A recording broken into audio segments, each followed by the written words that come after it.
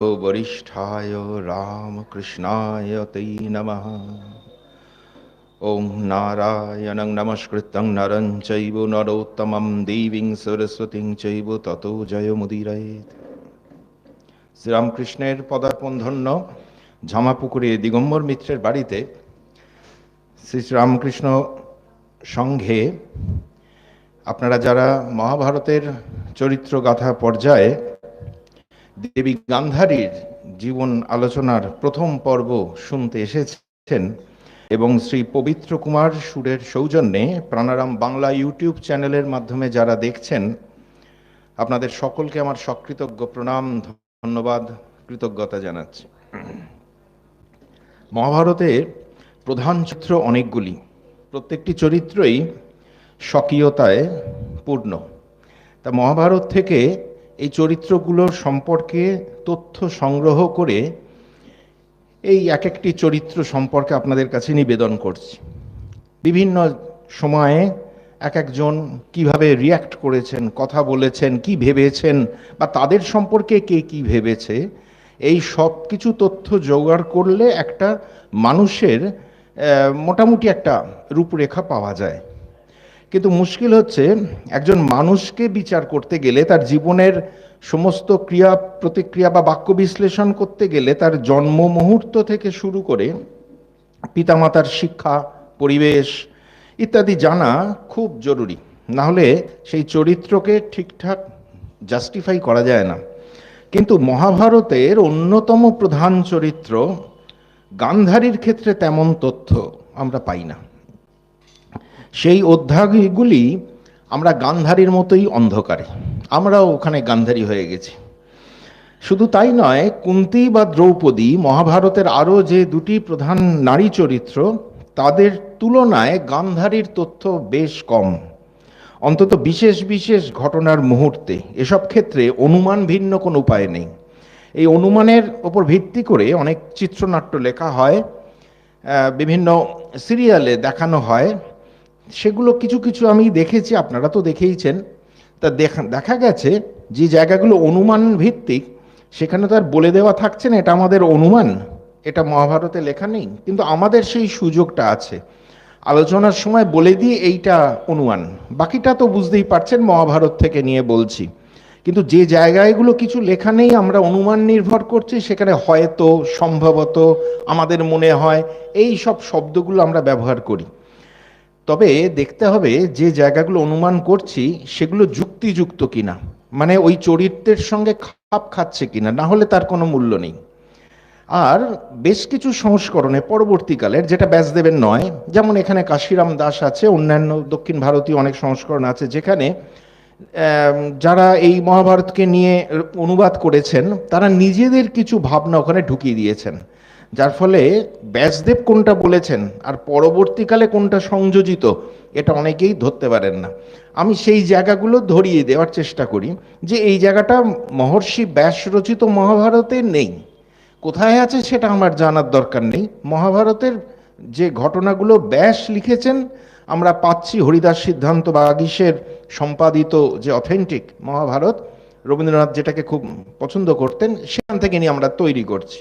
যাই হোক, মহাভারতের মহাকবি মহর্ষি ব্যাস লিখছেন একেবারে মহাভারতের ঘটনা শুরুর আগে। এই আজকে যেমন দেবী গান্ধারীর জীবন আলোচনার শুরুতে এত কথা বলে দিলাম, কিছু প্রাসঙ্গিক বলে, না হলে বুঝতে অসুবিধা হবে, সেই রকম মহর্ষি ব্যাসও মহাভারতের শুরুতে কিছু প্রাসঙ্গিক কথা বলেছেন, বেশ কিছু প্রাসঙ্গিক কথা।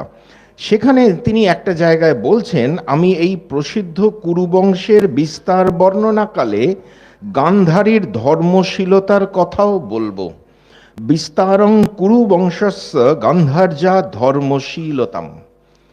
এই ধর্মশীলতার অর্থ বলা বাহুল্য জপ ধ্যান বা পুজো আচ্চা নয়, কিংবা ধর্মতত্ত্বের শুষ্ক চর্চাও নয়। এই ধর্মশীলতা হলো আসলে একটা নীতিবোধ, যা অনির্বাণ দীপশিখার মতো জ্বলছে সদা জাগ্রত অন্তরে, এবং সেই সঙ্গে বাইরের প্রবল ঝড় ঝাপটা থেকে ধৈর্য সহকারে তাকে নিরন্তর রক্ষা করার একটা প্রয়াস। এই যে নীতিবোধ, এবং তাকে রক্ষা করার প্রয়াস, এটাই ধর্মশীলতা, যার প্রতিমূর্তি দেবী গান্ধারী। গবেষকদের মতে বর্তমানে আফগানিস্তানের কান্দাহার নামটি প্রাচীন গান্ধারের অপভ্রংশ। এ ধারণাটা ভুল নয়। পারস্য দেশের প্রাচীন শিলালিপি থেকে প্রমাণিত হয়েছে আফগানিস্তানের কাবুল গান্ধারের অন্তর্গত ছিল। তবে এই গান্ধারের ভৌগোলিক সীমানায় বর্তমান পাকিস্তানের পেশোয়ার, রাওয়ালপিন্ডি এবং লাহোরের খানিকটা অংশও ছিল। যে সময়ের কথা বলা হচ্ছে তখন অবশ্যই ইসলাম ধর্মের প্রবর্তন হয়নি। এই তথ্যগুলো আমরা বিভিন্ন গবেষকের লেখায় পাই। বিশেষ করে এখন যিনি খুব জনপ্রিয় মহাভারত গবেষক হিসেবে শ্রদ্ধেয় শ্রী নৃসিংহ প্রসাদ ভাদুরী, তিনি এগুলো জানাচ্ছেন। ঋগ্বেদে গান্ধার দেশের উল্লেখ রয়েছে। ঋগ্বেদের সময় মহাভারতের তো বটেই, রামায়ণেরও আগে সেখানে গান্ধার দেশের কথা রয়েছে এবং একটি ঋক মন্ত্র উচ্চারিত হচ্ছে এক নারীর কণ্ঠে, যিনি কিনা ওই মন্ত্রটির দ্রষ্টা, ঋষি। ভারতীয় সভ্যতার আদি লগ্নে আর্যদের বসতি গড়ে উঠেছিল এই সকল স্থানেই। তারপর আর্যরা সিন্ধু নদ পেরিয়ে দক্ষিণ পূর্ব দিকে এগোতে থাকে। মহাভারতের কালে অবশ্য গান্ধারের সমৃদ্ধি এবং সুনাম অনেকটাই কমে গিয়েছিল বৈদিক যুগের তুলনায়, বরং সেই পার্বত্য অঞ্চলের জনজাতি সম্পর্কে খানিক অশ্রদ্ধাই প্রকাশ পেয়েছে কোনো কোনো সময়। তবে সবাই কি আর একরকম হয়? সর্বত্রই তো ভালো মন্দের মিশ্রণ থাকে। এই হস্তিনাপুর রাজবংশই তো তার প্রমাণ। লক্ষণীয় বিষয় হলো গান্ধার রাজ সুবল তার কন্যার নাম রেখেছিলেন গান্ধারী। তার ওই একটাই নাম পাওয়া যায়, যা তার জন্মভূমির নামের অনুষঙ্গে তৈরি। যেমন কিনা পঞ্চাল রাজ্যের কন্যা বলে দ্রৌপদীর আর এক নাম পাঞ্চালী। তবে দ্রৌপদী যেখানে একাধিক নামের অধিকারিণী, এমনকি জননী কুন্তিরও আরেকটি নাম আছে পৃথা, সেখানে গান্ধারীর নাম ওই একটাই। মনে হয় মহারাজ সুবল তার রাজ্য গৌরবেই এই কন্যার নামকরণ করেছিলেন। তবে তার জন্মকথা, শৈশব বা কৈশোরের কথা মহাভারতে অনুপস্থিত। গান্ধারীর বিবাহ পূর্ববর্তী জীবন সম্পর্কে মাত্র একটি তথ্য পাই। তিনি ভগবান শিবের কাছ থেকে বরলাভ করেছেন শতপুত্রের জননী হবেন। এর থেকে দুটো সিদ্ধান্তে উপনীত হওয়া যায়। প্রথম, গান্ধারী পরম নিষ্ঠাবতী শৈব সাধিকা এবং তপস্বিনী, না হলে মহাদেবের দর্শন লাভ সম্ভব নয়। দ্বিতীয়ত, বহুপুত্রের জননী হওয়া অর্থাৎ মাতৃত্ব তার কাছে পরম আকাঙ্ক্ষিত। তথ্য হিসেবে এটা খুব সামান্য, কিছুই না, কিন্তু গান্ধারীর চরিত্র বিশ্লেষণে এই বৈশিষ্ট্য দুটোই চাবিকাঠির কাজ করে। পুরো মহাভারত জুড়ে গান্ধারীর চরিত্রের যা বৈশিষ্ট্য, প্রধানত এই দুটো স্তম্ভের ওপর দাঁড়িয়ে রয়েছে। আর এই তপস্যা এবং মাতৃত্ব সমান্তরাল ধারায় প্রবাহিত হয়েছে গান্ধারীর সারা জীবন জুড়ে। ধৃতরাষ্ট্র, পাণ্ডু ও বিদুরের জন্য যখন পাত্রী খুঁজছিলেন ভীষ্ম, তখন একটা চিন্তা তার মনের মধ্যে ক্রিয়াশীল ছিল, পাত্রী যেন সন্তান ধারণের উপযুক্ত হয়। কারণ এর আগে যে সময়টা গেছে সেই অভিজ্ঞতা বড়ই করুণ। বংশধারা লুপ্ত হওয়ার উপক্রম হয়েছিল কিছুকাল আগেই। তাই খুব যত্ন করে এদেরকে বড় করে ভীষ্ম ধৃতরাষ্ট্র, পাণ্ডু ও বিদুরকে মানুষ করলেন এবং তারপর তিনি তাদের বিবাহের ব্যাপারে সচেষ্ট হলেন। তিনি ব্রাহ্মণ সজ্জনদের মুখেই শুনেছিলেন গান্ধারের কথা। খবরের সত্যতা যাচাই করার পর তিনি গান্ধাররাজ সুবলের কাছে দূত পাঠালেন জ্যেষ্ঠ পুত্র ধৃতরাষ্ট্রের পত্নীরূপে গান্ধারীকে পাওয়ার আশায়। সর্বক্ষেত্রে যা হয়, এক্ষেত্রে হলো তার ঠিক বিপরীত। পাত্রীকে লাভ করার জন্য পাত্রীপক্ষের দ্বারস্থ হলো। দূতের প্রতি ভীষ্মের পরিষ্কার নির্দেশ ছিল, সে যেন ধৃতরাষ্ট্র সম্পর্কে সমস্ত কথা সুবলকে বলে, যে ধৃতরাষ্ট্র বংশের জ্যেষ্ঠ পুত্র হলেও কোনোদিনও রাজা হতে পারবেন না অন্ধত্বের কারণে। প্রার্থনার ক্ষেত্রে কখনো দাবি চলে না। ভীষ্ম দাবি করেননি, তিনি সবিনয়ে প্রস্তাব পাঠালেন। গান্ধাররাজ সুবল এই প্রার্থনায় পুলকিত বোধ করলেন। ভারত বিখ্যাত রাজবংশ থেকে তার কন্যাকে বধূরূপে প্রার্থনা করা হয়েছে, এটা পরম গৌরবের।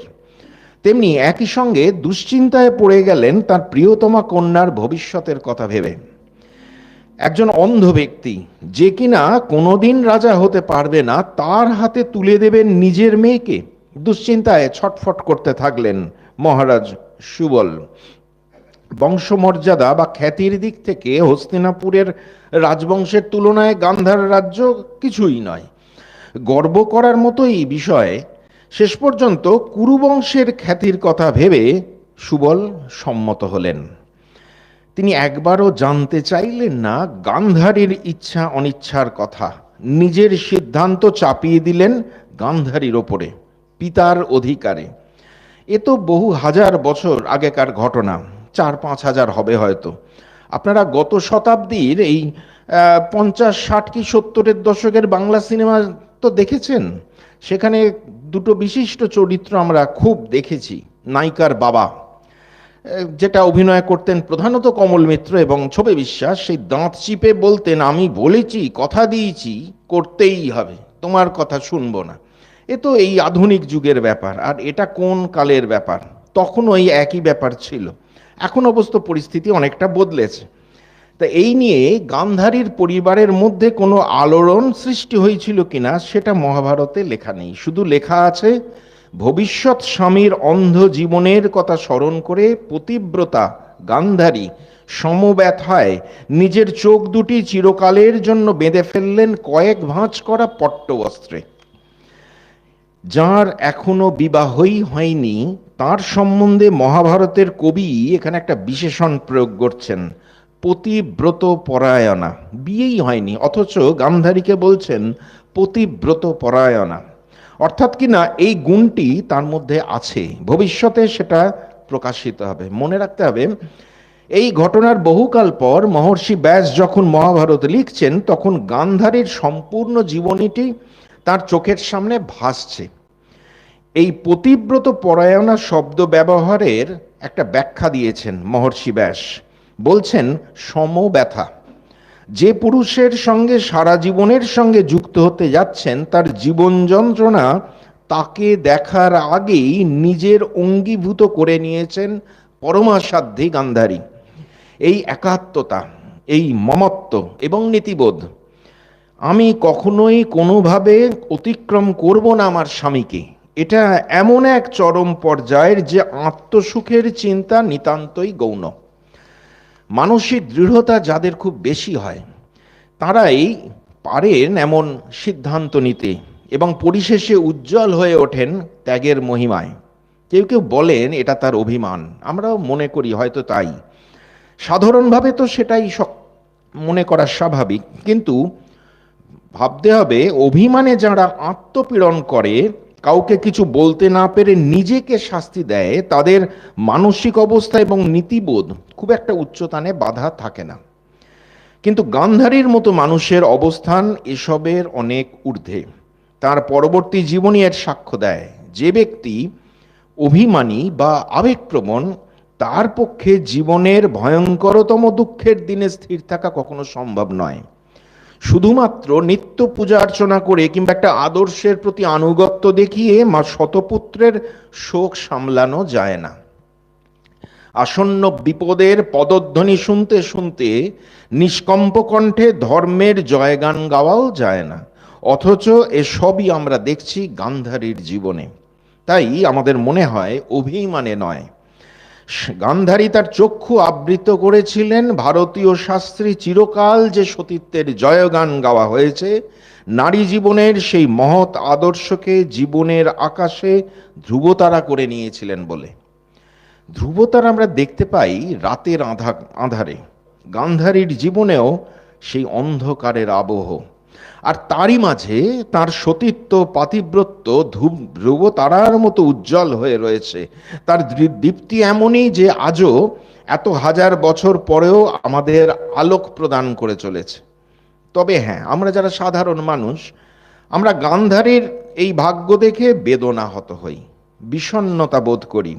যে সদ্য যুবতী নারী জীবনের দ্বার প্রান্তে দাঁড়িয়ে নিত্য নতুন রঙিন স্বপ্ন দেখতে ব্যস্ত, যে রূপ বৈভব নারী জীবনের একটা স্বাভাবিক অঙ্গ, সেই রূপদর্শনের এবং নিজের রূপচর্চার স্বাদকে, সেই রঙিন স্বপ্নগুলিকে প্রথম জীবনেই যৌবনেই জলাঞ্জলি দিয়ে দিলেন তিনি। তিনি তো সন্ন্যাসীর জীবন গ্রহণ করছেন না, তিনি গ্রহণ করতে চলেছেন রূপ রসময় গার্হস্থ্য জীবন।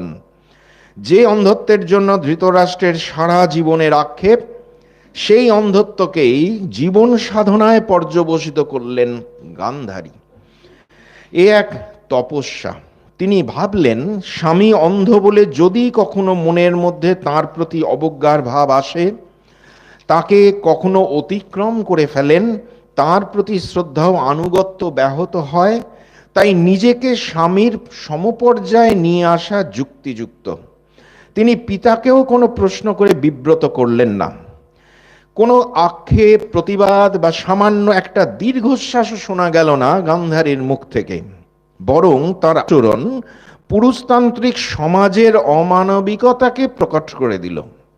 মহর্ষি ব্যাস বলছেন, গান্ধারী পতিব্রত পরায়ণা, কেননা স্বামী ভিন্ন অন্য কোনো পুরুষের চিন্তা তার মনেতেও আসতো না।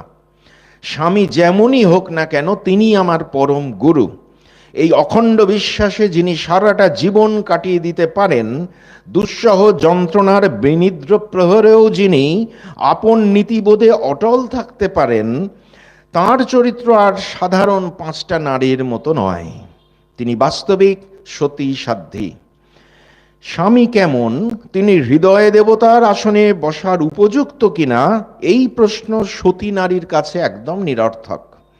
প্রশ্নহীন আনুগত্য যেখানে, আদর্শের যূপকাষ্ঠে আত্মসুখের বলিদান যেখানে, গান্ধারী সেখানে দণ্ডায়মান আপন দার্ঢ্যে, সংশয়হীন স্বাতন্ত্র্যে, অবিসংবাদিত তেজে। সত্যবতী, অম্বিকা এবং অম্বালিকার পর তিনি পা রাখছেন হস্তিনাপুর রাজপ্রাসাদে নববধূর সাজে। তার পিতা তার জন্য যা যা গয়না তার গায়ে চড়িয়ে পাঠিয়েছেন, সেই সব অলঙ্কারের চেয়েও তার পাতিব্রত্যের দুর্মূল্যের অলঙ্কারটি অদৃষ্টপূর্বরূপে উজ্জ্বল দেখাচ্ছে।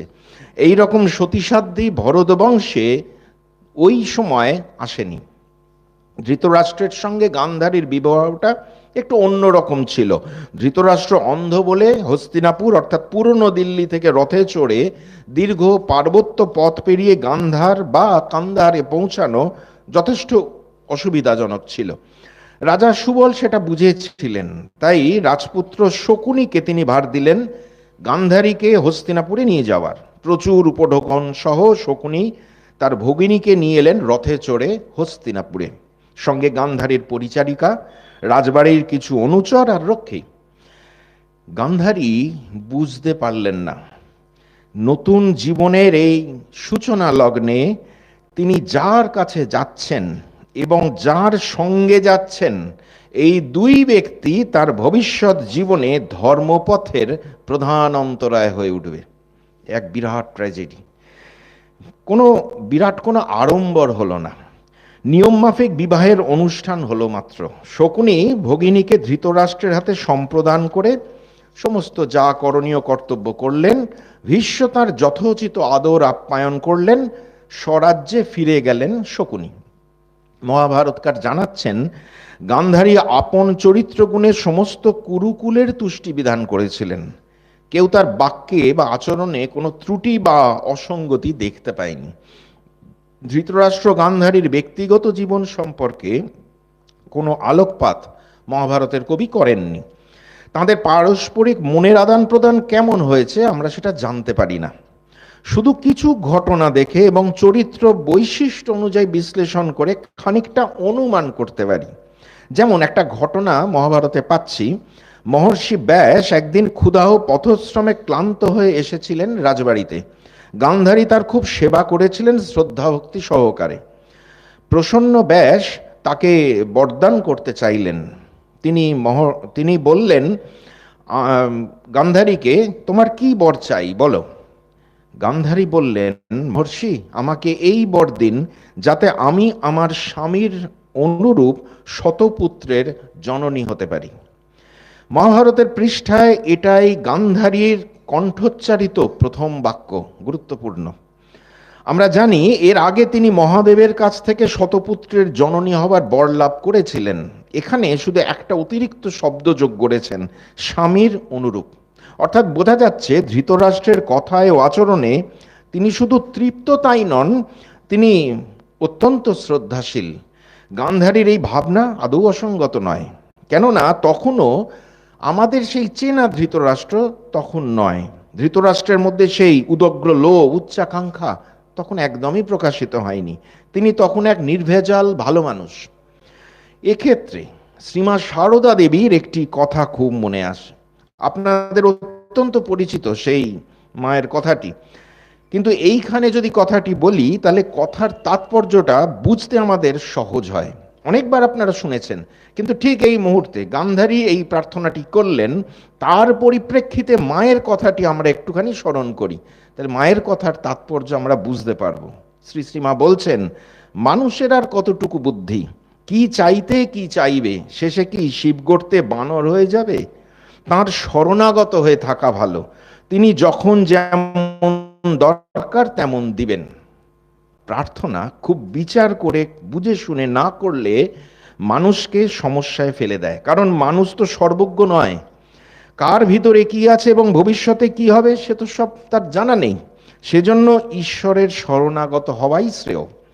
আর এটা তো ঘটনা, গান্ধারী যে প্রার্থনাটা করলেন এবং ব্যাস বাধ্য হলেন সেটা দিতে, আমরা জানি তার পরিণাম কি ভয়াবহ হবে। তাই শ্রী শ্রী মায়ের কথাটা কতখানি যথার্থ গান্ধারী চরিত্রই তার প্রমাণ করছে। শাস্ত্রজ্ঞান, অস্ত্রবিদ্যা, দৈহিক শক্তি এবং জ্যেষ্ঠত্বের অধিকারী হওয়া সত্ত্বেও ধৃতরাষ্ট্র যেহেতু অন্ধত্বের কারণে সিংহাসনে বসতে পারলেন না, সেই দুঃখ তার মনে থাকা খুব স্বাভাবিক। বরং গান্ধারীও তার এই দুঃখ বেদনার সমভাগী হয়েছিলেন সমগ্র অন্তর দিয়ে। ধৃতরাষ্ট্রের মনে আশা ছিল, তিনি যেটা পাননি তার পুত্র সেটা পাবে, অসঙ্গত নয়। আর এই আশা খুব স্বাভাবিকভাবে প্রতীকগত প্রাণা গান্ধারীর মনে সঞ্চারিত হয়েছিল। যদিও ধৃতরাষ্ট্র কোনোদিন এই রাজবংশ থেকে কোনো রকম অমর্যাদা বা বঞ্চনার শিকার হননি, কিন্তু এই নির্বিবাদী, সৎ, হৃদয়বান মানুষটির অপূর্ণ ইচ্ছা যেন ফলবতী হয়, অন্তর দিয়ে চেয়েছিলেন গান্ধারী। এদিকে ধৃতরাষ্ট্রের হাতে রাজ্য পরিচালনার ভার তুলে দিয়ে মহারাজ পাণ্ডু তার দুই পত্নী কুন্তী, মাদ্রীকে নিয়ে বনবাসী হলেন। তারপর আর ফেরার নাম করলেন না। উপরন্তু একদিন খবর পাঠালেন তিনি প্রব্রজ্জা গ্রহণ করেছেন। ফলত ধৃতরাষ্ট্র গান্ধারী বুঝে গেলেন হস্তিনাপুরের রাজসিংহাসনে বসবে তাঁদেরই পুত্র। তখন থেকেই শুরু স্বপ্নের জালবোনা। গান্ধারী গর্ভবতী হলেন। দুজনের মনে তখন নতুন আশা এবং আনন্দের তরঙ্গ। যে পুত্র আসছে সেই হবে তাদের অন্ধ জীবনের একমাত্র সম্বল। কিন্তু দেখতে দেখতে একটা বছর পার হয়ে গেল, গান্ধারী জন্মদান করতে পারলেন না সন্তানের। এমন সময় বিনা মেঘে বজ্রপাতের মতো একটি সংবাদ এসে পৌঁছলো হস্তিনাপুরে। শতশৃঙ্গ পর্বত থেকে কয়েকজন ঋষি এসে জানালেন, পাণ্ডুর স্ত্রী কুন্তী সূর্যসম তেজস্বী এক পুত্রের জন্ম দিয়েছে, যার নাম যুধিষ্ঠির। গান্ধারীর মন দুঃখ ভারাক্রান্ত হয়ে উঠল। অপ্রজা ধারয়া মাস ততস্তাং দুঃখ মা বিশদ। স্বামীকে তিনি খুশি করতে পারলেন না স্বামীর চিরন্তন দুঃখের নিবৃত্তি ঘটাতে। দেবাদিদেব মহাদেব এবং মহর্ষি ব্যাসের আশীর্বাদ এখনো ফলবতী হলো না।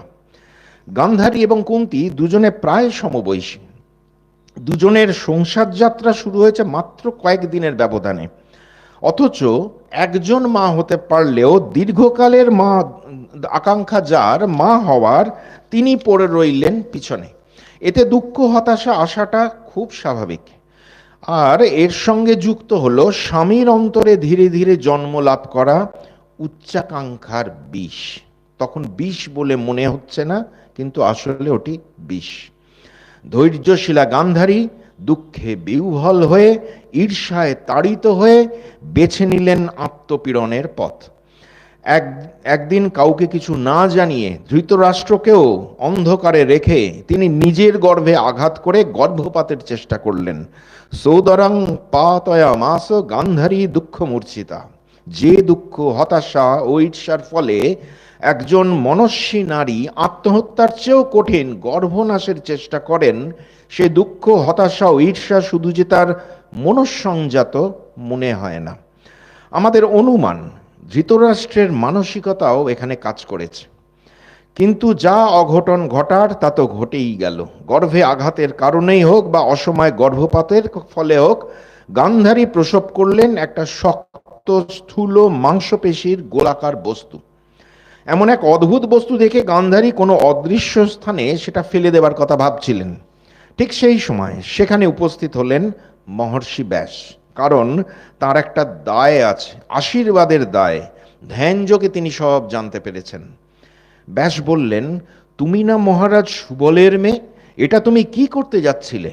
গান্ধারী মহর্ষির কাছে কোনো কথা গোপন করলেন না, সত্য কথাই স্বীকার করলেন। বললেন, আমি শুনলাম কুন্তির পুত্র হয়েছে, সে নাকি সূর্যের মতো, আর সে তো এই বংশের জ্যেষ্ঠ পুত্র হয়ে জন্মালো। তাই আমি আর স্থির থাকতে পারিনি, দুঃখে অভিমানে উদরে আঘাত করে গর্ভপাত করতে চেয়েছি।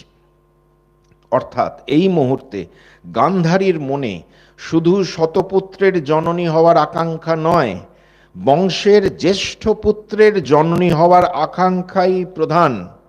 আর এই আকাঙ্ক্ষার পিছনে আমরা ধৃতরাষ্ট্রের পদসঞ্চার যেন শুনতে পাচ্ছি। তিনি ধৃতরাষ্ট্রের মনোবৃত্তির খানিকটা অংশীদার হয়ে গিয়েছিলেন নিজের অজান্তে। গান্ধারীর হতাশা এতটাই ছিল যে তিনি মহর্ষিকে বললেন, আপনি আমাকে বরদান করেছিলেন আমি শতপুত্রের জননী হব, কিন্তু শতপুত্রের বদলে পেলাম এই লৌহ কঠিন মাংসময় অণ্ড। মহর্ষি ব্যাস তাকে বলেননি, তুমি তো আমার কাছে শতপুত্রের জননী হওয়ার আশীর্বাদ চেয়েছিলে, বংশের জ্যেষ্ঠ পুত্র তো চাওনি। সময় হলে নিশ্চয়ই তোমার সুস্থ স্বাভাবিক শতপুত্র হতো। ব্যাস এসব কথা বলে গান্ধারীকে বিব্রত করেননি। তিনি বরং বললেন, আমি সাধারণ কোনো কথাবার্তার সময়ও কখনো মিথ্যা কথা বলিনি, আমার কথা মিথ্যা হওয়ার নয়। ব্যাস এবার ওই মাংসপিণ্ডটি ঠান্ডা জলে নিমজ্জিত করলেন। পিণ্ডটি অঙ্গুষ্ঠ পরিমাণ মাংসখণ্ডে বিশ্লিষ্ট হয়ে গেল। দেখা গেল 100টি খণ্ডের পরেও একটি খণ্ড বেশি আছে। গান্ধারীর ইচ্ছা হলো, 100 পুত্রের পর যদি একটা কন্যা জন্মায় তো বেশ হয়। তার এই আকাঙ্ক্ষাটা বড় মধুর লাগে। মা মেয়ে চাইছে, হয়তো নিজের অতৃপ্ত বাসনা মেয়ের মধ্যে পূর্ণ দেখতে চেয়েছিলেন তিনি। ভাবলেন, আমি যদি কোনো তপস্যা করে থাকি, যদি উপযুক্ত পাত্রে দান ধ্যান করে থাকি, যদি কায়ে মনোবাক্যে গুরুজনদের সেবা করে থাকি, তাহলে শতপুত্রের পর যেন আমার একটি কন্যাও হয়। মনে মনে ভাবলেন গান্ধারী। আর ভাবা মাত্রই মহর্ষি ব্যাস বললেন, তোমার 100টি পুত্রের পর একটি কন্যাও হবে। যে পদ্ধতিতে মহর্ষি ব্যাস ওই মাংসপিণ্ডটি ঠান্ডা জলের ধারায় বিশ্লিষ্ট করে 101টি ঘৃতপূর্ণ কলসের মধ্যে প্রতিস্থাপন করলেন, সেটি আমাদের টেস্ট টিউব বেবির ধারণাকে কিন্তু উস্কে দেয়। আবার কেউ বলেন এর মধ্যে সারোগেটেড মাদার বাঁধতে পারে। যাই হোক, ব্যাসের নির্দেশ মতো 1 বছর ধরে অতি সাবধানে ওই কলসগুলি রক্ষা করার পর গান্ধারী পুত্র লাভ করলেন। আমরা বুঝতে পারি এই একটা বছর নানা দুশ্চিন্তায় কেটেছে ধৃতরাষ্ট্রের। পিতা এবং মাতার জন্মদানকালীন মানসিকতা তো পুত্রের মধ্যেই সঞ্চারিত হয়।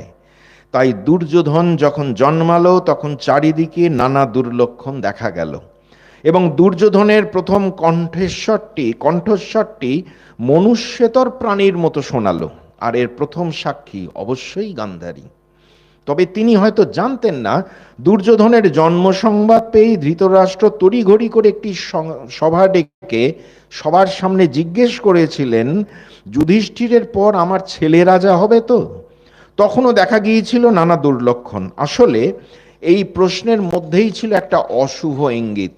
বিদুর বলেছিলেন এই একটি পুত্রকে ত্যাগ করে বাকি 99টা নিয়ে থাকতে, কারণ এটা স্পষ্ট যে একদিন এই ছেলেটি বংশনাশের কারণ হবে। গান্ধারী হয়তো সেই মুহূর্তে এই ব্যাপারগুলো জানতে পারেননি, পরে জেনেছিলেন অবশ্যই। পরবর্তীকালে তার মুখে কথাগুলো শুনতেও পাবো। তবে ধর্মনিষ্ঠ গান্ধারী দুর্যোধনের জন্মকালীন ঘটনাগুলি থেকে যে কিছুই বুঝতে পারেননি মনে হয় না। সে সময় তার মনের অবস্থার কথা মহাভারতে লেখা নেই।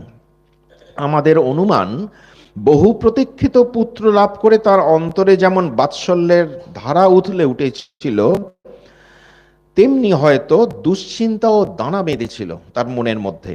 গান্ধারী যে শতপুত্রের জন্মদান করলেন, মহাভারতে তাদের প্রত্যেকের নাম লেখা আছে এবং কন্যা দুঃশলার কথাও।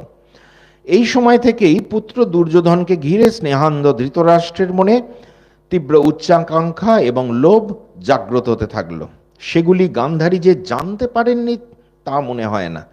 নিশ্চয়ই এগুলো তার ভালো লাগেনি। উপরন্তু গান্ধারী গর্ভধারণকারেই জানতে পেরেছিলেন ধৃতরাষ্ট্রের এক বৈশ্যা পরিচারিকা গর্ভবতী হয়েছে। তার পুত্র যুযুৎসুর জন্ম হলো দুর্যোধনের ঠিক পরেই। গান্ধারীর কাছে এটি যে পরম বেদনাদায়ক হয়েছিল সন্দেহ নেই, তবে তার কোনো প্রতিক্রিয়া জানা যায় না। যে মানুষটিকে গান্ধারী হৃদয় দেবতার আসনে বসিয়েছিলেন, যার সুখ দুঃখের সমান অংশীদার হয়ে গিয়েছিলেন, সেই ধৃতরাষ্ট্র সম্বন্ধে তার ধারণাগুলি বোধহয় এখন থেকে পরিবর্তিত হতে শুরু করলো। বেদনাহত গান্ধারী সম্ভবত নিজেকে গুটিয়ে নিতে থাকেন, খানিকটা উদাসীন হয়ে পড়েন। না হলে তার কোনো কথা বা আচরণের সংবাদ একটা বিস্তৃত সময় ধরে আমরা পাই না কেন? প্রথমত, সন্তান প্রতিপালনের কথাটা ধরা যাক। সন্তান যখন শৈশব অতিক্রান্ত হয়, তখন তার মনের সুকুমার বৃত্তিরগুলির যথাযথ পরিচর্যা এবং অশুভ সংস্কারের নিরসন জরুরি। জন্মান্ধ ধৃতরাষ্ট্রের কাছে এটা আমরা আশা করি না, কিন্তু কেননা তিনি পুত্র স্নেহে শুধু অন্ধ নন, তিনি জন্মান্ধ শুধু নন, পুত্র স্নেহ অন্ধ। কিন্তু গান্ধারী, আমাদের মনে হয় গান্ধারী যদি নিজের চোখকে বেঁধে না ফেলতেন, তাহলে হয়তো দুর্যোধনকে যথাযথভাবে শিক্ষাদান করতে পারতেন। গান্ধারী হয়তো জানতেও পারলেন না বিরাট রাজবাড়িতে দুর্যোধন কোথায় কি করে বেড়াচ্ছে, অথচ এই সময় তাকে খুব প্রয়োজন ছিল। স্বেচ্ছাবৃত বন্ধনে বন্দী গান্ধারী এখানে একটি গুরুতর দায়িত্ব সম্পাদনে অসমর্থ হয়ে পড়লেন। এই পরিসরে আমাদের মনে কয়েকটি প্রশ্ন জাগে। পাণ্ডু যখন দীর্ঘকাল যাবৎ আরণ্যক আশ্রমে আছেন, তখন ধৃতরাষ্ট্র কেন একবারও তাকে ফিরে আসতে বললেন না? তার 5 পুত্র জন্মলাভের পরেও তাকে ফেরানোর উদ্যোগ করলেন না কেন? তার এই উদাসীন মনোভাব কি গান্ধারীর মনেও ছায়াপাত করেছিল? 15 বছর পর যেদিন মৃত পাণ্ডুর দেহ নিয়ে অসহায় কুন্তী আর তার 5 পুত্র হস্তিনাপুরে এসে উপস্থিত হলেন, সেদিন সত্যবতী, অম্বিকা ও অম্বালিকার সঙ্গে গান্ধারীও প্রাসাদের বাইরে বেরিয়ে এসেছিলেন। কই, তাকে তো একবারও দেখছি না কুন্তীর পাশে গিয়ে দাঁড়াতে কিংবা পঞ্চ পাণ্ডবকে বুকে টেনে নিতে। তাহলে কি তাদের ক্ষেত্রে গান্ধারীর কোনো মানসিক দূরত্ব ছিল?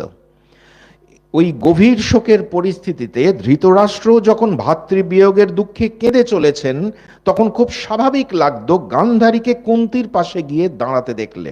কিন্তু দেখলাম না তো, এমনকি এর পরেও কখনো দেখলাম না। এটা আমাদের ব্যথিতই করে। এরপরে দেখছি ব্যাস সত্যবতীকে বলছেন, মা, খুব খারাপ সময় আসছে, তোমার এই নাতির অন্যায় সমস্ত কুরুকুল ধ্বংস হয়ে যাবে। সেই শুনে সত্যবতী অন্দরমহলে গিয়ে অম্বিকা ও অম্বালিকাকে সব জানালেন এবং 3 জনে মিলে বানপ্রস্থে চলে গেলেন। ব্যাসের কথা গান্ধারী নিশ্চয়ই শুনেছিলেন। এর কোনো প্রতিকারের চেষ্টা করেছিলেন কি জানা যায় না, হয়তো করেছিলেন কিন্তু পেরে ওঠেননি। অনুমান ছাড়া আমাদের আর কোনো রাস্তা নেই। সত্যবতীরা বানপ্রস্থে চলে যাবার পরেই দেখছি দুর্যোধন ভীমকে বিষ খাইয়ে গঙ্গায় ফেলে মারতে চেষ্টা করেছে। 8 দিন ধরে ভীম নিখোঁজ। এবারও কি গান্ধারী কোনো খবর পাননি? এই সময় থেকে শকুনিকে দেখছি নিজের রাজ্য ছেড়ে এখানে পড়ে রয়েছেন। শকুনি কেমন মানুষ সেটা গান্ধারী ভালো করে জানেন। কোন ভরসায় তিনি আপন পুত্রকে শকুনির সংস্রবে ছেড়ে রাখলেন? শকুনিকেও তো তিনি কিছু বলছেন বলে দেখছি না। এর বেশ কিছু কাল পর দ্রোণাচার্যের আশ্রমে অস্ত্র শিক্ষা করে ফিরে আসার পর যখন অস্ত্র শিক্ষা প্রদর্শন চলছে, সেখানে ভীম দুর্যোধনের যে লড়াই রীতিমতো টেনশনের সৃষ্টি করেছিল এবং তারপর কর্ণ অর্জুনকে নিয়ে যে তর্ক বিতর্ক হলো, তখন গান্ধারী সেখানে উপস্থিত থাকলেও কোনো প্রতিক্রিয়া দেখলাম না তার মধ্যে। আর দুর্যোধন, শকুনি, কর্ণ ও দুঃশাসন মিলে কুন্তী ও পঞ্চপাণ্ডবদের জ্যোতিগৃহে পুড়িয়ে মারার যে ঘৃণ্য ষড়যন্ত্র করেছে, সেটা গান্ধারী তো পরের কথা, ধৃতরাষ্ট্রও বুঝতে পারেননি। কিন্তু পাণ্ডবদের মৃত্যু সংবাদ যখন সারা রাজ্যে তোলপাড় সৃষ্টি করলো, তখনও গান্ধারীর কোনো প্রতিক্রিয়া আমরা লক্ষ্য করছি না। মহর্ষি ব্যাস তার কথা একবারও বলছেন না। তিনি কি ইচ্ছাকৃতভাবে এড়িয়ে যাচ্ছেন গান্ধারী প্রসঙ্গ? যে গান্ধারীর প্রশংসা তিনি মহাকাব্যের সূচনায় করেছেন, পরেও করবেন, যে গান্ধারীর নীতিদৃঢ় ধর্মবোধকে সবিস্তারে আমাদের শোনাবেন, এতটা বিরাট সময় ধরে তার কোনো কথা মহর্ষি ব্যাস কেন বলছেন না? গান্ধারীর উদাসীনতা, নিষ্পৃহতা কিংবা অসহায় অবস্থা দেখে কি তিনি ভাবছেন যে মহাভারতের পাঠক তার সম্পর্কে কোনো ভুল সিদ্ধান্ত নিয়ে নিতে পারে? সেজন্যই কি ব্যাসের মৌনতা এই মুহূর্তে? পরে বলবেন সময় বুঝে। পরবর্তীকালে গান্ধারীর মুখে যে কথাগুলো আমরা শুনব, একেবারে যুদ্ধ শেষে তিনি মহর্ষি ব্যাস আমাদের শোনাবেন, তখন কিছুটা অনুমান করতে পারবো এই পর্বে গান্ধারীর অবস্থান সম্পর্কে। সে পরবর্তী সময়ে আলোচনা করা যাবে। কেন গান্ধারীর এই উদাসীনতা, নিষ্পৃহতা? ধৃতরাষ্ট্রের উদগ্র লোভ, ঈর্ষা, উচ্চাকাঙ্ক্ষা তাকে পীড়িত করেছিল নিশ্চয়ই। আরো পীড়িত করেছিল এই মনোবৃত্তি পুত্রের মধ্যে বিকশিত হয়ে উঠতে দেখে। তিনি তো একদিন মহর্ষি ব্যাসের কাছে স্বামীর অনুরূপ পুত্র প্রার্থনা করেছিলেন। সেদিন তো এমন ছিলেন না ধৃতরাষ্ট্র, বা এমনটা হলেও গান্ধারী বুঝতে পারেননি। সেই প্রার্থনার এমন যে বিষময় ফল হবে ভাবতে পারেননি, সেটা আজ তাকে বেদনা আহত করেছে। দুর্যোধন যে অবাধ্য, উদ্ধত, জেদি এবং শকুনি আর কর্ণের কুপরামর্শে চালিত হচ্ছে, এটা তার না বোঝার কথা নয়। কারণ তার কথা স্বামী, এর পরিণাম ভয়ঙ্কর সেটাও তিনি জানেন। কারণ তার স্বামী তার কথা শুনবে না এবং পুত্রও শুনবে না। বাস্তবিক বড় অসহায় তিনি। একদিকে তিনি তার জীবনকে বেঁধেছেন একজন ধর্মভ্রষ্ট মানুষের সঙ্গে না বুঝে, অপরদিকে অন্তরে সদা জাগ্রত রয়েছে একটা ধর্মবোধ। এই বিপরীত শক্তির দ্বন্দ্বে তিনি বড় অসহায়। গান্ধারীর চরিত্র বিশ্লেষণ তাই সহজ নয়। আমাদের পক্ষে ভুল বোঝার সমূহ সম্ভাবনা। গান্ধারীর মতোই আমাদের একটু ধৈর্য ধরতে হবে গান্ধারী চরিত্রকে ঠিকঠাক বোঝার জন্য। গান্ধারী যে চরিত্রগতভাবে একদম নিখুঁত সে কথা বলবো না। তিনি তো মানুষ, উপরন্তু একজন নারী, যিনি কিনা পুরুষতান্ত্রিক সমাজে বাস করছেন। তার ক্ষমতা সীমিত। ধর্মহীন স্বামী ও পুত্রের সঙ্গে তার অচ্ছেদ্য সম্পর্ক, কাউকে তিনি ঠেলতে পারবেন না। স্বতন্ত্র সত্তা তিনি হতে পারবেন না। ধর্মশীলা গান্ধারীর চরিত্র বৈশিষ্ট্যই হচ্ছে নিরন্তর সংগ্রাম চালিয়ে যাওয়া নিজের মনের মধ্যে, প্রবৃত্তির সঙ্গে নিবৃত্তির। এই সংগ্রামে সূর্যোদয়ও নেই, সূর্যাস্তও নেই। এই যুদ্ধ শুরুও হয় না, শেষও হয় না, চলতেই থাকে অনবরত। বড় কঠিন, নির্মম, নিরবচ্ছিন্ন এই যুদ্ধ। অন্যায় অধর্মের এক ভয়ঙ্কর আবহের মধ্যে তাকে একাকী লড়াই চালিয়ে যেতে হচ্ছে তার ধর্মবোধ দিয়ে, দৃঢ়তা দিয়ে। তার পাশে দাঁড়ানোর, মনের কথা খুলে বলার, কোনো পরামর্শ চাওয়ার কেউ নেই। তিনি বড়ই একা। মহাভারতকার জানিয়েছেন গান্ধারী হলেন ষোড়শ মাতৃকার অন্যতমা মতির অংশজাত। মতি অর্থাৎ মনন করা। গান্ধারীর জীবন সংগ্রাম তাই মন কেন্দ্রিক। পঞ্চপাণ্ডব যখন জননী কুন্তী এবং নববধূ দ্রৌপদীকে নিয়ে এলেন হস্তিনাপুরে, তখন একবার উল্লেখ পাচ্ছি গান্ধারীর। অনেক খুঁজে খুঁজে বার করতে হচ্ছে প্রত্যেকটা শ্লোক ধরে কোথায় গান্ধারী নামটা আছে। অনেকক্ষণ পর এই গান্ধারী নামটা পাওয়া গেল। দ্রৌপদী তাকে প্রণাম করতে এসেছেন। গান্ধারী সাদর আলিঙ্গন করে দ্রৌপদীকে আশীর্বাদ করলেন। তারপরেই তার মনে হলো এই দ্রৌপদী ভবিষ্যতে আমার পুত্রদের মৃত্যুর কারণ হবে। একটু চিন্তা করেই তিনি বিদুরকে বললেন সমস্ত প্রয়োজনীয় আসবাবপত্র দিয়ে পাণ্ডুর ঘরখানি ভালো করে সাজিয়ে শুভ দিনে দ্রৌপদীর সঙ্গে কুন্তীর থাকার ব্যবস্থা করতে। বিদুরকে বললেন, দেখবেন নিজের ঘরে কুন্তী আর তার ছেলেরা যেন সুখে থাকতে পারে। গান্ধারী কি শুনেছিলেন দ্রৌপদীর জন্মকালীন ভবিষ্যৎবাণীর কথা, নাকি মায়ের মনে উদিত হয়েছিল খুব স্বাভাবিকভাবেই পুত্রদের সম্ভাব্য বিপদের কথা? আমাদের জানা নেই। তবে একটা দুশ্চিন্তা যে ঘনীভূত হয়ে উঠেছিল তার মনের মধ্যে, এ বিষয়ে কোনো সন্দেহ নেই আমাদের। তার 3 আপনজন, স্বামী, পুত্র এবং ভাই, তারা 3 জনে মিলে যে পাশা খেলার ঘৃণ্য ষড়যন্ত্র করেছে তিনি নিশ্চয়ই জানতে পেরেছিলেন, হয়তো বারণও করেছিলেন, কিন্তু এই বিষয়ে কোনো উল্লেখ পাচ্ছি না মহাভারতে। এবং পাশা খেলার জন্য পঞ্চপাণ্ডব আর দ্রৌপদী যেদিন এলেন হস্তিনাপুরে, সেদিন ধৃতরাষ্ট্রের আগে গান্ধারীর সঙ্গে দেখা করেছিলেন। মহাভারতের কবি জানাচ্ছেন একটা অদ্ভুত শব্দ উপমা প্রয়োগ করে, যে পুত্রবধূদের দ্বারা পরিবৃত গান্ধারীকে তখন দেখাচ্ছিল তারকামণ্ডলীর মধ্যস্থিত রোহিণী নক্ষত্রের মতো। এরপরে তো আর এটা থাকবে না, কিছুকাল পর হয়তো থাকবে, সাময়িক। আপাতত এই সুখেই আমাদের মগ্ন থাকতে হবে।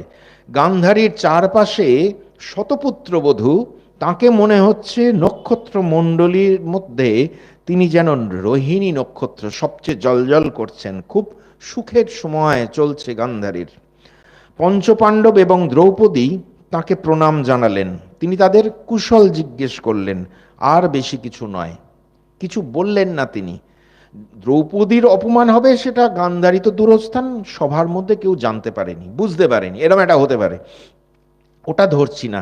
কিন্তু এই যে শকুনি এবং দুর্যোধন মিলে একটা ষড়যন্ত্র করে পাশা খেলার আয়োজন করেছে, যাতে মহারাজ ধৃতরাষ্ট্রেরও একটা প্রকট মদত রয়েছে, যেভাবে হোক যুধিষ্ঠিরের রাজ্য কেড়ে নিতে হবে, হস্তগত করতে হবে, কৌশলে, কপট পাশা খেলায়, জোচ্চুরি করে। এই ব্যাপারগুলো গান্ধারীর না জানার কথা নয়, কিন্তু তিনি কিছু বলছেন কি না মহাভারতে লেখা নেই। এমনকি পাণ্ডবরা এসে তাকে প্রণাম করলেন, পাণ্ডবদের আশীর্বাদ করলেন, তখনও তাদের সঙ্গে এই নিয়ে কোনো কথা হচ্ছে না তার। হয়তো তিনি ইতস্তত করছেন, এই সব কথা যদি বলা হয় স্বামীকে অতিক্রম করে যাওয়া হবে না তো। তার মনের মধ্যে এই চিন্তা সব সময় কাজ করে, স্বামীকে অতিক্রম করা উচিত নয়। যা বলার স্বামীকে বলা যাবে, কিন্তু স্বামীকে অতিক্রম করে কিছু করা, মানে স্বামী যেটা চাইছে না বা যেটা করবেন না, আমার পক্ষে সেটা করা বাঞ্ছনীয় নয়। এই ভাবনাটা গান্ধারীর মনে কাজ করে। পরদিন পাশা খেলার আসরে দুর্যোধন কর্ণ দুঃশাসনের উল্লাস ধ্বনি কিংবা সমবেত সভাসদদের প্রবল ধিক্কার ধ্বনি তাঁর কানে পৌঁছয়নি। এ তো অনেকক্ষণ ধরে এসব চলেছিল। দুঃশাসন যখন দ্রৌপদীকে ধরতে ছুটেছিলেন অন্দরমহলে, তখন দ্রৌপদী আত্মরক্ষা করতে ছুটে চলে এসেছিলেন কৌরব কুলবধূদের কাছে, একেবারে ভেতর মহলে। সেখান থেকে দুঃশাসন তাকে টানতে টানতে সবাই যখন নিয়ে যাচ্ছে, সেই ভয়ঙ্কর দৃশ্য কৌরব কুলবধূরা সকলেই দেখেছে। এই সংবাদও কি গান্ধারীর কাছে পৌঁছয়নি? তখনও তো বস্ত্রহরণ হয়নি, দেরি আছে।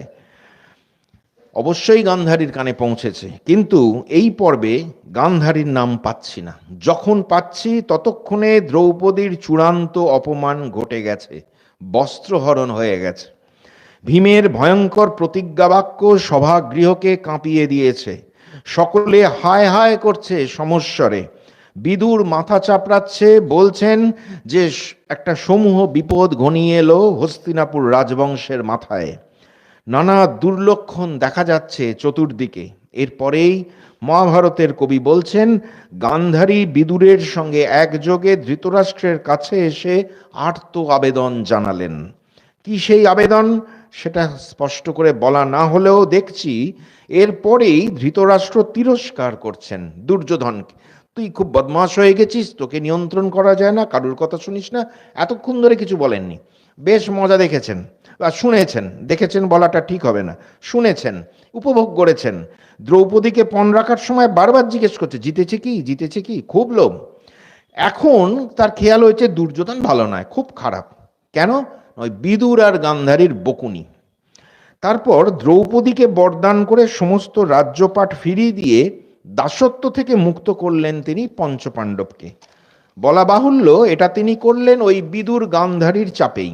তিনি যা বললেন আমাদের মনে হয় সেটা তার নিজের মনের কথা নয়, ওই গান্ধারী বিদুরেরই কথা। ততক্ষণে অন্ধরমহলে কুলবধূদের মধ্যে তীব্র কান্নার রোল এবং দুর্যোধনের প্রতি বারংবার ধিক্কার ধ্বনি শোনা যাচ্ছে। গান্ধারী তার পুত্রবধূদের সামনে তখন কিভাবে দাঁড়িয়েছিলেন আমরা জানি না। সবাই ছিছি করছে পুত্রবধূরা পুত্রদের নামে। গান্ধারীর শুনতে কেমন লাগছে একটু কল্পনা করলেও আমরা শিহরিত হই। কিন্তু এটা বুঝতে পারছি গান্ধারীর আর্তি আবেদনে ধৃতরাষ্ট্রের কানে এসে পৌঁছেছে সমস্ত নারকীয় ঘটনা ঘটে যাবার পর। এতক্ষণ কেন আসেননি গান্ধারী? আমাদের মনে কিন্তু এই প্রশ্নটাও আসে, আরো আগে আসা উচিত ছিল। তবে যখনই আসুক, তিনি যে জোরালো প্রতিবাদ করেছিলেন তাতে ধৃতরাষ্ট্র ভয় পেয়ে গিয়েছিলেন। পরে তিনি সঞ্জয়কে বলছেন, দ্রৌপদীকে সভায় টেনে আনার ফলে সমবেত কুলবধূদের সঙ্গে গান্ধারী যে ভয়ানক আক্রোশ প্রকাশ করেছিল, ভরতানাং স্ত্রিয়সর্বা গান্ধার্যা সহসঙ্গতা, তাতে আমি খুব উদ্বিগ্ন বোধ করছি। গান্ধারীর নেতৃত্বে কুলবধূদের ওই রকম ভৈরব হুঙ্কার আমি কোনোদিনও শুনিনি। প্রাক্রোশং তত্র দৃষ্টা কৃষ্ণাং সভাগতাম। এখনকার দিনে নয়, তখনকার দিনেও স্বামী বদমাইশি করলে অনেক সময় স্ত্রী তার বিরুদ্ধে রুখে দাঁড়িয়েছেন এবং স্বামীরা ভয়ে পেয়েছেন। এখনই যে শুধু স্বামীরা স্ত্রীদের ভয় পায় এমন নয়, সেকালেও ভয় পেত যদি দুষ্টুমি করত। অর্থাৎ ধৃতরাষ্ট্র গান্ধারীর পাতিব্রত্যের সুযোগ নিয়ে স্বামিত্বের অধিকারে এতদিন যা যা করে এসেছেন, মানে নিজের খেয়াল খুশি মতো যা যা করেছেন, নিজের ঘরের মানুষের কঠিন প্রতিবাদের মুখে কখনো পড়েননি, বা দাবড়ে কোনোভাবে থামে কিছু একটা করে কাটিয়ে বেরিয়ে গেছেন। এবার দেখছেন তার ঘরের সেই কাছের মানুষটি তার দীর্ঘকালের ছায়া সঙ্গিনী একেবারে সভার মধ্যে চলে এসেছেন এবং ক্রমশ তার পাশ থেকে ধীরে ধীরে সরে যাচ্ছেন। ঘরের পাশের লোকটির সমর্থন ধৃতরাষ্ট্র আর পাচ্ছেন না। এতে অবশ্য তার কোনো চৈতন্য হয়নি। লোভ, ঈর্ষা, উচ্চাকাঙ্ক্ষার পঙ্কে বদ্ধ ধৃতরাষ্ট্র তার পুত্রের হাত ধরে আরও নেমে যাচ্ছেন অতলে, একেবারে মৃত্যুর গহ্বরে। নিজে বুঝতে পারছেন না, গান্ধারী বুঝতে পাচ্ছেন। ভীষণ কষ্ট হচ্ছে তার। শুধু কষ্ট নয়, ভয়ও। কি হবে ছেলেদের, কি হবে এই ভরত বংশের? আসলে যাদের মনে ধর্মের দীপশিখা জ্বলে, যারা ধর্মবোধে প্রতিষ্ঠিত, তাদের জীবনে এই দুর্ভাগ্য খুব আসে। কারণ তাদের একটা বিবেক আছে, তারা বিচার করতে পারেন কোনটা ভালো কোনটা মন্দ। আমরা অনেক সময় বলি না, যারা সৎ পথে আছে তাদের অনেক দুঃখ, আর যারা অসৎ পথে আছে তাদের কোনো দুঃখ নেই, দিব্যি আছে। আসলে যারা সৎ পথে আছে তারা সৎ পথেই চলবেন, কোনো অবস্থায় অসৎ পথ অবলম্বন করবেন না। আর এটা তারা করেন মনের সেই ধর্মবোধ দিয়ে। এই ধর্মবোধ তাদেরকে ভেতরে ভেতরে কুড়ে কুড়ে খায়, তবুও সেই পথ থেকে তারা সরে আসেন না। এই পৃথিবীতে প্রবৃত্তি মার্গ উচ্ছ্বাস গতিতে বয়ে চলেছে। এই যে নদী, প্রবৃত্তির নদী, উচ্ছ্বাস গতিতে, উত্তাল গতিতে এগিয়ে চলেছে। যারা তার বিরুদ্ধে রুখে দাঁড়ায় বা বিরুদ্ধে যাবার চেষ্টা করে, তাদের জীবন যন্ত্রণাই বেশি হয়। যেমন যারা সাধু হতে চান তাদের জীবনে যেমন আমরা দেখি, তেমনি যারা ধর্মবোধে প্রতিষ্ঠিত থাকতে চান তাদের আমরা দেখছি গান্ধারী স্রোতের বিপরীতে হাঁটছেন। তিনি যে ঘরে রয়েছেন, যে রাজপ্রাসাদে রয়েছেন, সেখানে তার স্বামী, পুত্র এবং ভাই, যে তিনটে মিলিত স্রোত চলেছে, তার বিরুদ্ধে উল্টো পথে হাঁটছেন দেবী গান্ধারী।